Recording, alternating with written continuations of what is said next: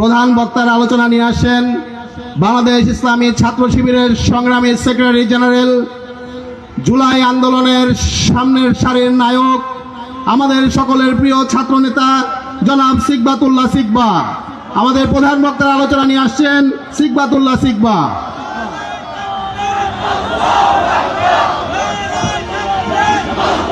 أعوذ بالله من الشيطان الرجيم بسم الله الرحمن الرحيم وما لكم لا تقاتلون في سبيل الله والمستضعفين من الرجال والنساء والولدان الذين يقولون ربنا أخرجنا من هذه القرية الظالم أهلها واجعل لنا من لدنك وليا واجعل لنا من لدنك نصيرا। ঢাকা 5 আসন কর্তৃক আয়োজিত আজকের নির্বাচনী সভা এবং সাংস্কৃতিক অনুষ্ঠানে উপস্থিত রয়েছেন এই আসনের সবচেয়ে যোগ্য এবং দুর্নীতিমুক্ত প্রার্থী আমাদের সকলের প্রিয় কামাল হোসেন ভাই। আরও উপস্থিত রয়েছেন ইসলামী ছাত্র শিবিরের নেতৃবৃন্দ, জামায়াতে ইসলামের নেতৃবৃন্দ, 11 দলীয় জোটের এনসিপি, খেলাফত মজলিস সহ অন্যান্য দলের নেতৃবৃন্দ এবং আমার সামনে উপবিষ্ট প্রিয় ভাই এবং বোনেরা, আসসালামু আলাইকুম ওয়া রাহমাতুল্লাহ। আমরা একটা সুন্দর বাংলাদেশ মূলত চাই। আমাদেরকে বারবার জীবন দিতে হয় একটা সুন্দর বাংলাদেশ চাওয়ার জন্য। আমাদেরকে কি আবারও জীবন দিতে হবে? বিগত 16 বছরে আমাদের উপর দিয়ে নির্যাতন নিপীড়ন গিয়েছে, অসংখ্য ভাই শহীদ হয়েছে, অসংখ্য মানুষ নির্যাতিত নিপীড়িত হয়ে ডুকরে কেঁদেছে, কিন্তু কেউ বিচার পায় নাই। স্বাধীনতার 54 বছরে আমাদের চাওয়া পাওয়া খুব বেশি ছিল না। আমরা একটা সুন্দর শাসন ব্যবস্থা চাইছিলাম, যে শাসন ব্যবস্থায় আমাদের জনগণ তার অধিকার ফিরে পাবে। কিন্তু যারাই আমাদের শাসক হয়েছে তারাই শোষক হয়ে আমাদের উপরে আবির্ভূত হয়েছে, তারাই আমাদের উপরে জুলুম বঞ্চনা করেছে, তারা আমাদের সাথে অবিচার করেছে, তারা একে একে দুর্নীতি করে আমার দেশের সম্পদকে ধ্বংস করেছে। বিগত 16 বছরে আমরা নির্যাতিত নিপীড়িত ছিলাম।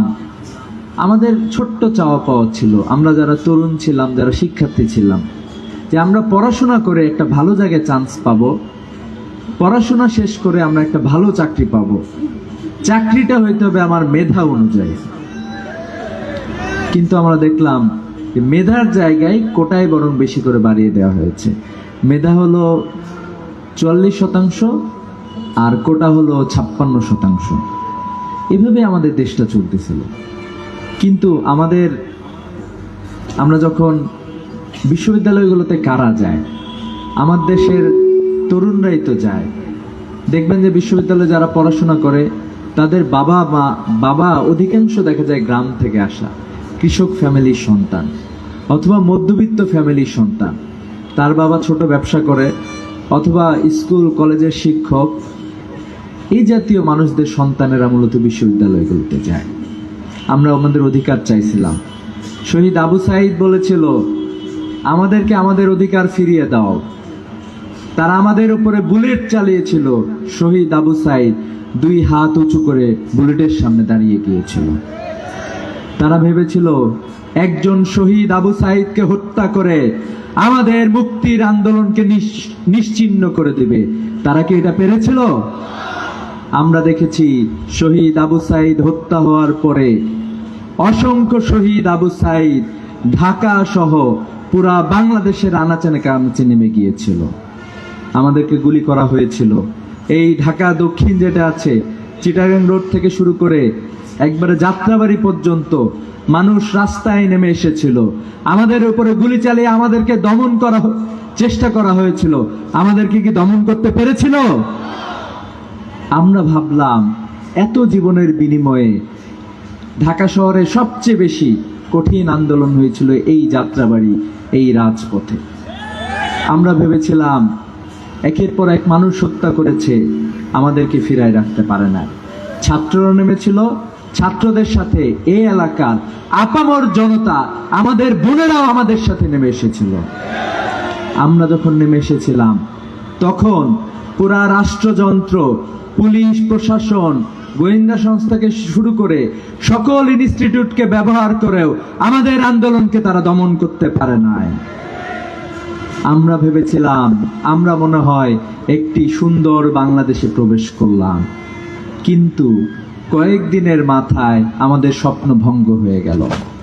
আমরা দেখলাম আরেকটি চাঁদাবাজ দলের উদ্ভব হয়েছে। গ্রাম থেকে গঞ্জ, বাজার ঘাট থেকে শুরু করে বন্দর পর্যন্ত এমন কোনো জায়গায় নাই যেখানে তারা চাঁদাবাজি করে না। আমরা খুবই অবাক বিস্ময়ে লক্ষ্য করলাম, চাঁদার নেশায় মত্ত হয়ে ঢাকার মতো জায়গায় মিটফোর্ড হাসপাতালের সামনে একজন ছোট ব্যবসায়ীকে পাথর নিক্ষেপ করে খুন করা হয়েছে। আমরা কি এই বাংলাদেশ চেয়েছিলাম? গত কয়েকদিন আগে দেখবেন চট্টগ্রামে একজন সপ্তম শ্রেণীর একটা মেয়েকে ধর্ষণ করেছে সেই দল।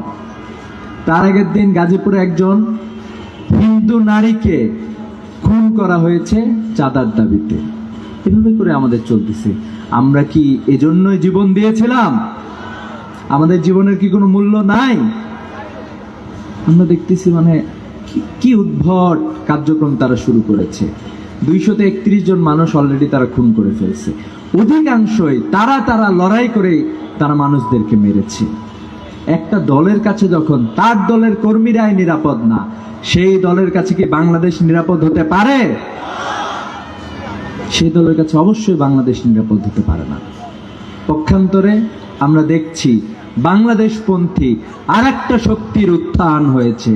আমরা বলতে চাই 11 দলীয় বিজয় কেউ ঠেকাতে পারবে না।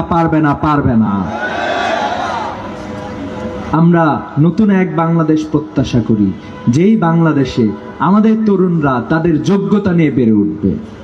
তারা ভাবছে আমরা তো দুর্বল জাতি, ঠিক আছে? তারা ভাবছে আমাদের তরুণরা মনে হয় একটু কম বুঝে। তো তরুণরা যে এখন অনেক চালাক, তরুণীরা সবাই সোশ্যাল মিডিয়া চালায় এবং জানে যে কোথায় কি ঘটতেছে না ঘটতেছে। এই জন্য তরুণরা যখন সচেতন হয়েছে, তখন ডাকসু সহ প্রত্যেকটি ছাত্র সংসদ নির্বাচনে তারা একেবারে ভূমিধস পরাজয় অর্জন করেছে। পক্ষান্তরে ছাত্র ছাত্রীরা, শিক্ষার্থীরা তাদের যোগ্য প্রতিনিধিদেরকে তারা বিজয়ী করেছে। তরুণদেরকে যখন তারা বুঝলো যে এদেরকে বোঝানো যাবে না, এবং গত কয়েকদিন আগে একটা রিপোর্ট প্রকাশিত হয়েছে যে আমাদের সেই দল তারা যতটুকু তরুণদের ভোট পাবে তার ডাবল ভোট পাবে হচ্ছে 11 দলীয় জোট। তাদের মাথা ঘুরে গেছে। এখন তারা ভাবতেছে যে তারা কিছু কার্ডের কনসেপ্ট সামনে নিয়ে আসছে, যেটা 2023 সালে হাসিনা অ্যাপ্লাই করে গেছে। তারা কার্ডের লোভ দেখায়, ভাবছে যে গ্রামে গঞ্জের মানুষ এবং যারা একটু কম বুঝে, ঠিক আছে, একটু পড়াশোনা হয়তো কম আছে, অথবা যারা এত খোঁজ খবর রাখে না, ভাবছে তাদেরকে কনভিন্স করে তারা তাদের ভোটগুলো নেবে। তাদের এই চক্রান্ত কি বাস্তবায়ন হবে? মানুষকে আগের মতো বোকা আছে? এটা তারা এখনো বুঝতে পারে না। ভিতরে মানুষ সব বুঝে গিয়েছে। আমাদের দেশের সম্পদের কোনো অভাব নাই। আমাদের সবচেয়ে বড় সম্পদ হচ্ছে আমাদের তরুণ প্রজন্ম। আমাদের তরুণীরা আমাদের সবচেয়ে বড় সম্পদ। এক একজন তরুণদেরকে যদি আমরা ঠিকঠাক মতো গড়ে তুলতে পারি, আমরা বিশ্বাস করি বাংলাদেশের তরুণরা শুধু বাংলাদেশ না, পুরো পৃথিবীকে নেতৃত্ব দেওয়ার যোগ্যতা অর্জন করবে। দেখেন বাংলাদেশের তরুণরা ইনোভেশনে একের পর এক ক্রিয়েটিভ ইনোভেশন তারা করতেছে। এক একজনের যত ক্রিয়েটিভিটি আছে, আমাদের এক একটা বিশ্ববিদ্যালয়ে চান্স পায়, ঢাকা বিশ্ববিদ্যালয়ে এক একটা সিটের বিপরীতে শতাধিক শিক্ষার্থীরা ওইখানে পরীক্ষা দেয়, তারা ফাইট করে। শুধু এরা বাংলাদেশে না, পৃথিবীর বিভিন্ন দেশে যায়, পড়াশোনা করে, সে জায়গায় যায় বড় বড় পিএইচডি ডিগ্রি অর্জন করে, বড় বড় বিশ্ববিদ্যালয়ে তারা পড়াশোনা করে, বড় বড় আবিষ্কারের সাথে তারা জড়িত। আমাদের তরুণদেরকে যদি আমরা ঠিকঠাক মতো গড়ে তুলতে পারি, আজকে দেখেন তরুণরা 4.5 কোটি তরুণ বলতেছে এবারে ভোটার। এর বাইরে অসংখ্য শিক্ষার্থী আছে যারা বেকারত্বের নামে বেকারত্বের ঘানি টানতেছে। কি দুঃখ, কি আফসোস। অথচ আমাদের আমিরে জামাত ডক্টর শফিকুর রহমান, উনি কিন্তু একটা চমৎকার প্রস্তাবনা দিয়েছেন যে আমরা এমনভাবে তরুণদেরকে গড়ে তুলবো যে প্রত্যেকটা জায়গায় একটা প্রতিষ্ঠান থাকবে, তরুণরা আসবে যে সে কি করতে চায়, সে কি পারে। একজন ভালো কথা বলতে পারে, একজন ভালো ইংলিশ বলতে পারে, একজন কম্পিউটারে ভালো, একজন গ্রাফিক্স ডিজাইনে ভালো, এক একজন এক এক দিকে। তাদেরকে যদি আমরা একটু ট্রেনিং দিই, তাদেরকে যদি দেশ বিদেশে আমরা কাজে লাগাতে পারি, এরকম একটা প্রপোজাল তারা নিয়ে এসেছে, এরকম ইশতেহার তারা নিয়ে এসেছে। পক্ষান্তরে আরেকটা দল বলতেছে যে তারা হলো যে আমাদেরকে ভাতা দিবে। তরুণরা কি ভাতা চায়? বরং তরুণরা এটা বলতে চায় আমরা পৃথিবীতে মাথা উঁচু করে দাঁড়িয়ে থাকতে চাই। আজকে আমরা বাংলাদেশের তরুণরা হলো আধিপত্যবাদী শক্তির বিরুদ্ধে। আমরা কোনো বিদেশি শক্তির কোনো পরোয়া করি না, কিন্তু আমাদের বন্ধু প্রতিম যে দল আছে তারা এখনো আমাদের এই যে একটা আধিপত্যবাদী শক্তি আমাদের পাশে আছে, ভারতের বিরুদ্ধে তারা একটা কথাও তারা বলতে পারছে এখন পর্যন্ত? তাদের নেতা কিছু বলেছেন? কিন্তু আমরা বলতে চাই এই তরুণরা যে আপনি মিনমিন করে সামনের দিকে আগে আসবেন। আমরা বিড়ালের মতো বাঁচতে চাই না, আমরা বাঘের মতো বেঁচে থাকতে চাই। বাংলাদেশ নিয়ে যদি কেউ ষড়যন্ত্র করে আমরা তার শক্ত প্রতিবাদ জানাতে চাই। সীমান্তে আমাদের কোনো বোনকে যাতে হত্যা হইতে না হয়, সীমান্তে কোনো মানুষকে যাতে হত্যা হইতে না হয়, আমরা সেই বাংলাদেশ চাই। বাংলাদেশের বিরুদ্ধে যদি কেউ পদক্ষেপ নেয়, বাংলাদেশ সরকার মাথা উঁচু করে শক্তিশালী পদক্ষেপ নেবে। আমরা এটাই চাই, একটা সুন্দর বাংলাদেশ চাই। বাংলাদেশের কৃষি শিল্প সব যদি ঠিকঠাক মতো হয়। আমরা দেখলাম যে এই যে দলটা যারা নির্বাচনে নমিনেশন দিয়েছে, এই কয়জন, মাত্র তো 300 জন নমিনেশন দিয়েছে। এর মধ্যে অধিকাংশই, একটা বড় অংশ হচ্ছে ঋণ খেলাফি। 36,000 কোটি টাকা ঋণ খেলাফি শুধু এই কয়েকজন যারা এমপি ক্যান্ডিডেট হয়েছে। ভাবা যায়? এখনো তো ক্ষমতায় যায় নাই, অলরেডি 36,000 টাকা ব্যাংক থেকে চুরি করে ফেলছে।